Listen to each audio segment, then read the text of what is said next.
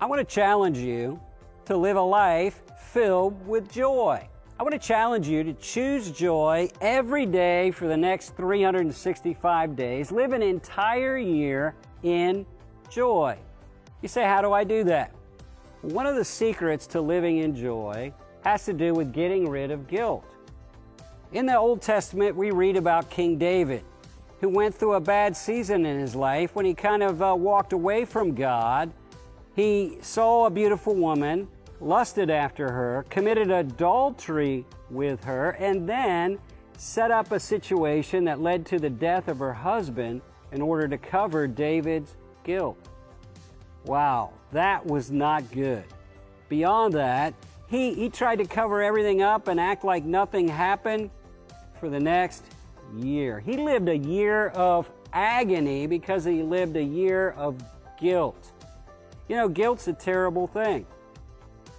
Guilt's a terrible thing. It will steal your joy.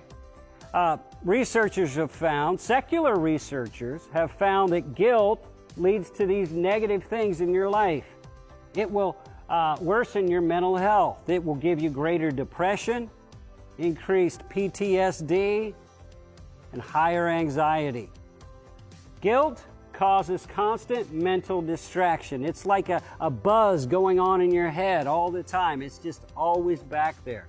It's harder to concentrate when you feel guilty.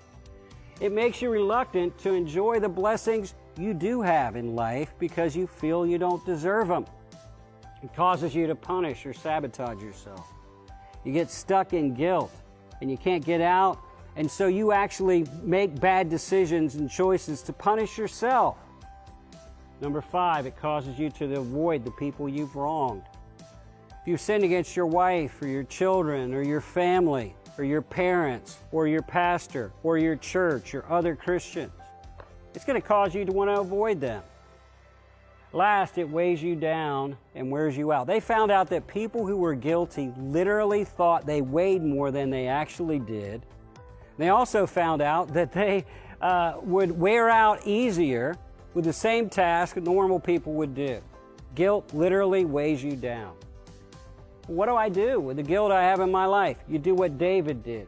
In Psalm 51, he goes to God finally. God sent somebody named Nathan to stick his finger in David's face and say, you are guilty. You are the man who has sinned against God.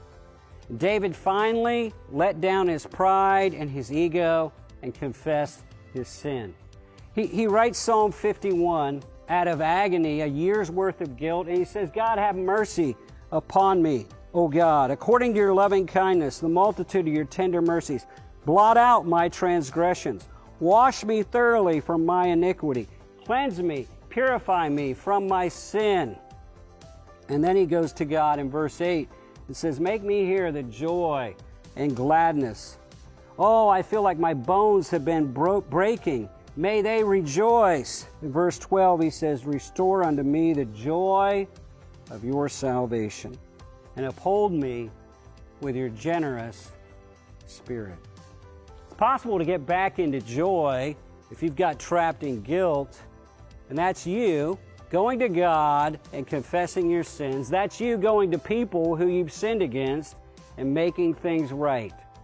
And I guarantee you, every time you get a sin out of the way through dealing with it, you open a pathway for God to pour more joy into your life. You can live in joy 365 days this year, but you got to get rid of guilt if you want to get into joy.